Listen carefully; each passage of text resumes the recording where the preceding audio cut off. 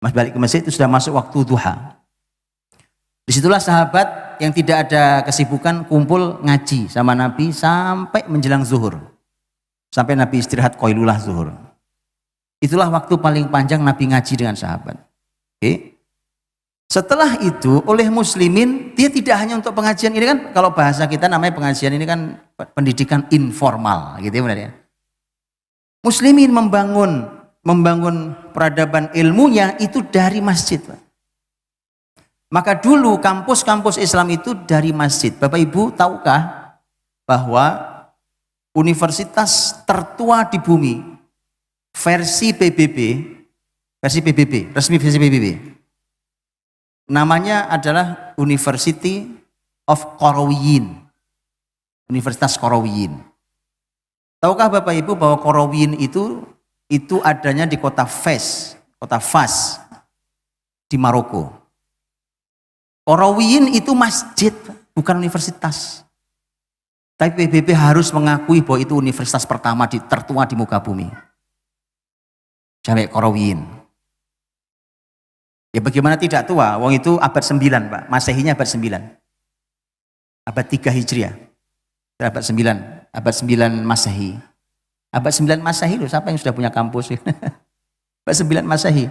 Universitas paling tua di Eropa itu abad 11. Jadi mereka terlambat jauh, Pak. Itu pun mereka juga belum ngerti apa-apa. Semuanya plek-plek niru 100% niru muslimin punya. Karena mereka juga belajar dari muslimin.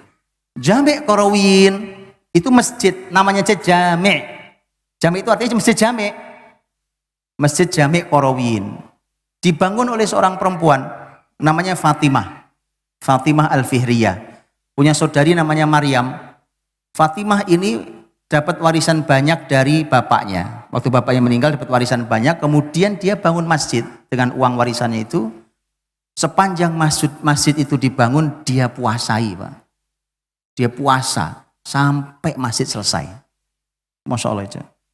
Lihat barokahnya, sampai detik sekarang saya duduk di sini, masjid itu masih berdiri kokoh, masih dipakai ibadah, dan masih universitas sampai sekarang. Pahalanya kayak apa ya Pak itu ya?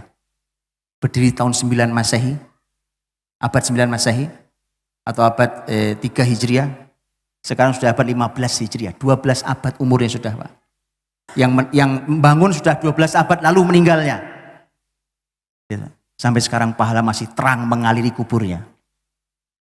Itu indahnya. Baik, jadi itu Jami' Qarawiyyin. Muslimin membuat pembelajaran itu, bahkan kampus-kampus resmi itu tidak dibuat seperti universitas hari ini. Jadi tidak seperti hari ini. Hari ini kemudian seluruh aktivitas muslimin itu sentralnya adalah masjid. Kemudian setelah itu mulai dipisah dari masjid, bahkan saking sudah terpisah dari masjid lupa. Bahkan kadang-kadang kita tahu ada sebuah universitas besar, sekolah besar, masjidnya nggak jelas di mana. Orang nyari masjid susah, Pak. Di mana saya mau sholat? Nih kampus besar nih, masjidnya di mana? Lurus Pak jalan, belok kanan, turun ke bawah, belok kiri. Di basement kecil, Pak. Begitu masuk bau jempol. Subhanallah. Itu bisa bayangkan betapa kasihannya umat ini. Kemudian setelah itu mau bicara tentang kebesaran Islam, mustahil. Karena dulu ilmu apapun, ilmu agama, ilmu umum itu diajarkan di masjid. Dan dia resmi, Pak, resmi. Kalau jangan membayangkan seperti kita ngaji gini, ada kayak sekolah persis, ada absensinya ada evaluasi, ada ujiannya, ada kelulusannya, ada ijazahnya, ada apa bahasa kitanya? Kalau kelulusan itu ada perayaan kelulusannya dan seterusnya. Lengkap seperti memang kampus. Itulah kenapa PBB mengakui bahwa itu sudah universitas. Jami' Qarawiyyin itu, Masjid Jami' Qarawiyyin. Itu indahnya, makanya saya coba yuk kita renungi bareng-bareng Pak. Di Tulungagung ini berapa jumlah masjid? Itu satu. Berapa jumlah musola? Dua, ya. Kemudian coba saya mau nanya tuh. Dari waktu duha, anggap kira-kira jam 7:30 atau jam 8 gitu ya. sampai jam 7 lah, karena sekarang subuh lebih awal, jam 7 umpamanya, sampai menjelang zuhur. Dari Senin sampai Jumat. Oke. Rata-rata masjid-masjid di Tulungagung ini penuh aktivitas atau tidak? Kosong. Bayangkan kalau itu dijadikan ruang kelas, sebagaimana dulu di peradaban Islam. Ngirit ruang kelas bukan? Saya kasih contoh, gampang Pak, saya kasih contoh. Saya cerita sedikit tentang saya. Di pesantren ada 650 santri yang di Bogor. 650 santri belajar tiap hari sebagaimana pesantren, sebagaimana ilmu agama, ilmu umum diajarkan. Bapak Ibu tahu, 650 santri itu tidak ada satupun ruang kelasnya. Tapi berjalan dengan sangat baik. Di mana ruang kelasnya? Di masjid. Semua ilmu bisa diajarkan di situ. Semua ilmu. Makanya lihat Pak, model masjid peradaban Islam itu modelnya menarik Pak. Makanya Bapak Ibu kalau lagi pengen bangun masjid nantinya, jangan hanya memperhatikan keindahan. Sebelum keindahan itu penting. Bahkan muslimin punya peradaban keindahan. Tapi sebelum itu perhatikan fungsi, manfaat. Makanya kalau Bapak Ibu perhatikan di masjid-masjid besar di peradaban Islam itu selalu modelnya begini Pak. Modelnya selalu, dan itu semua inspirasi Masjid Nabawi tadi.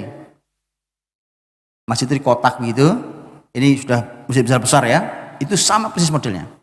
Kotak, tengah dibolong, tidak ada atapnya, kayak stadion gitu. Oke. Di bagian depan yang buat sholat, itu dikasih pintu tembok, ditutup rapat. Pintu dan tembok, itu untuk orang sholat, orang zikir, orang baca Quran tidak terganggu. Sudah? Setelah itu, dibuat selasar, ini namanya selasar kanan kiri itu. Selasar panjang, sepanjang masjid melingkar gitu. Selasar. Apa fungsi selasar itu? Fungsinya adalah kelas. Di sini dulu diajarkan fikih, diajarkan tafsir, diajarkan hadis, di pojok sana ilmu kedokteran, di sana ilmu fisika, di sini ilmu geografi. Itu muslimin dulu. Betul-betul kampus. Jadi kalau pendidikan dipisahkan dari masjid, nah silahkan lihatlah hasilnya seperti kita hari ini. Kayak gini-gini modelnya nih. Sekolah jauh dari masjid.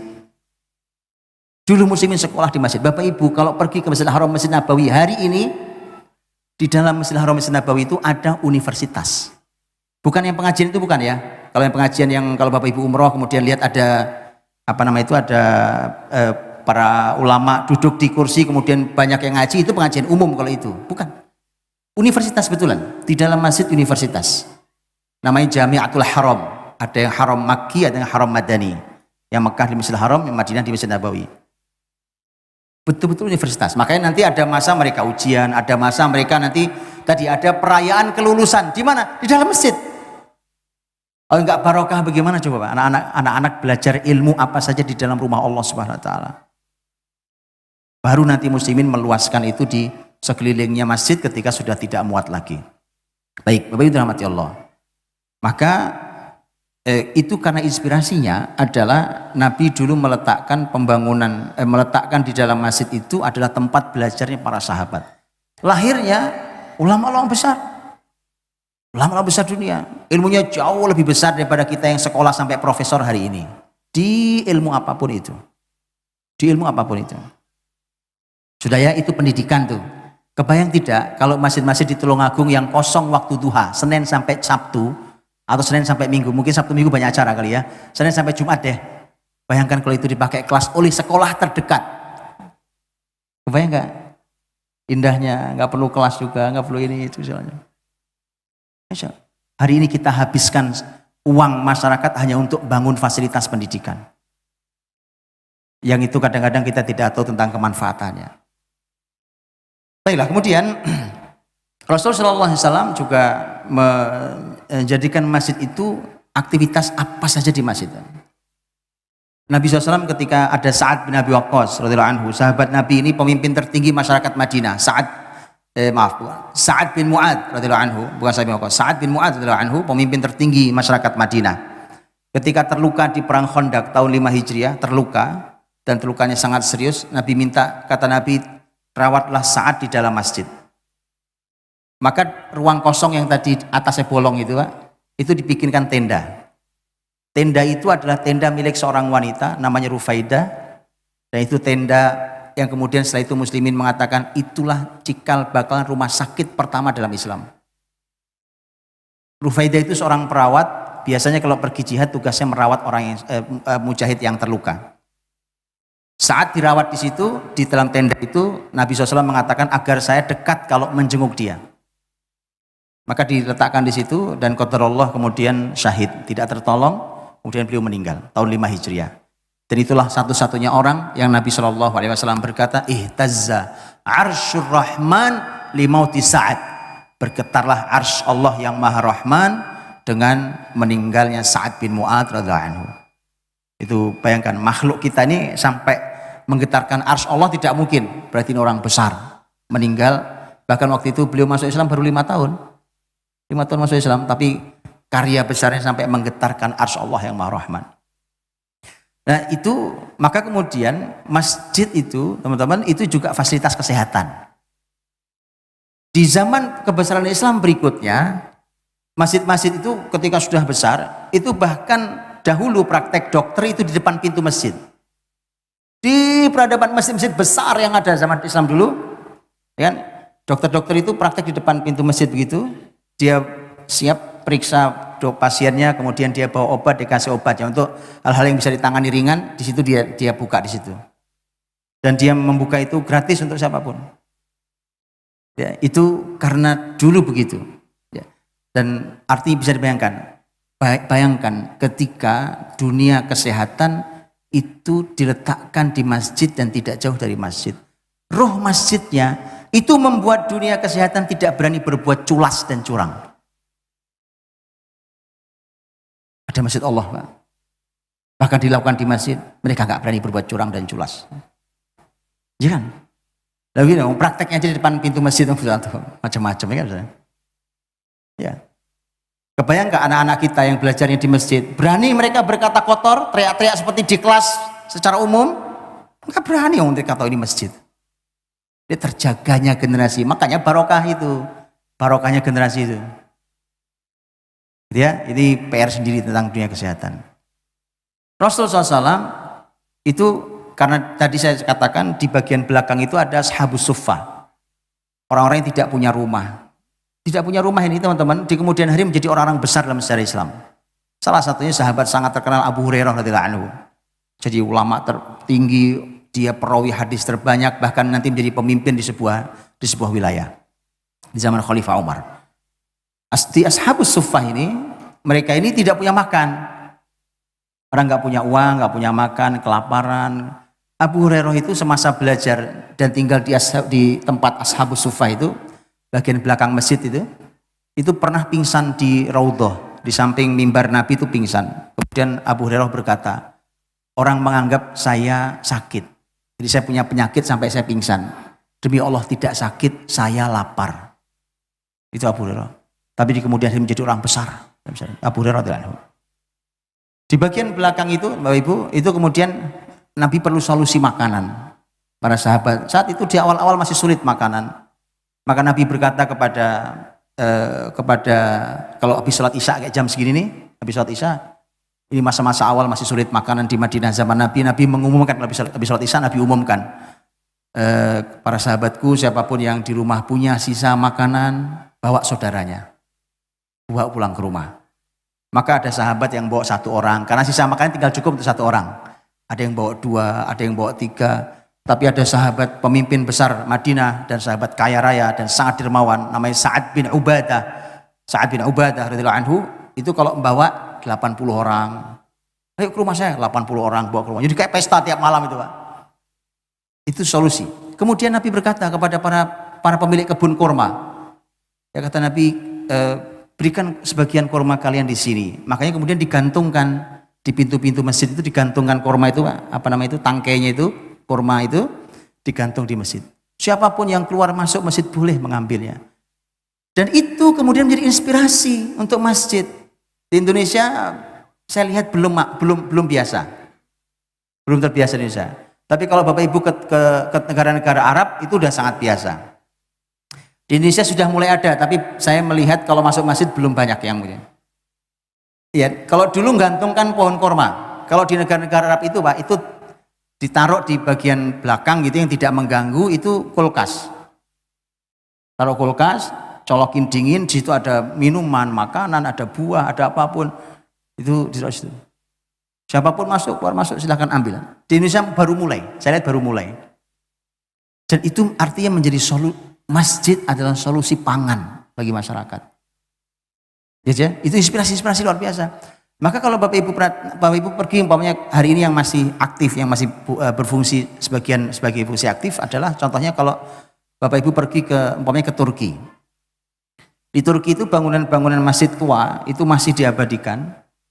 Orang-orang Turki menyebutnya istilahnya adalah kulliyat. Kata orang Turki kulliyat. Kulliyat itu satu areal komprehensif. Jadi masjid di tengahnya, kemudian nanti ada berbagai macam tadi, ya ada tempat belajarnya, ada ini itu tempat kesehatan segala macam sampai dapur umum. Dapur umum itu dianggarkan dengan menggunakan wakaf-wakaf produktif. Ada orang berwakaf, bisnisnya diwakafkan, hasilnya untuk apa? Untuk memberi makan yang ada di masjid itu. Itu ada dapur, dibuatkan dapur umum. Jadi siapapun mau makan kapanpun jam berapa sepanjang sudah ada bisa dimakan. Luar biasa. Ya, dan hari ini masih terus berjalan. Di banyak tempat juga masih berjalan. Di beberapa negara ini juga masih berjalan. Bahwa masjid adalah merupakan solusi pangan. Jadi kalau ada orang lapar ke masjid aja Pak. Di masjid makanan ada kok. Masjid aja. Antum bayangkan betapa nanti hati orang terpaut oleh masjid karena semua masalah dia solusinya di masjid.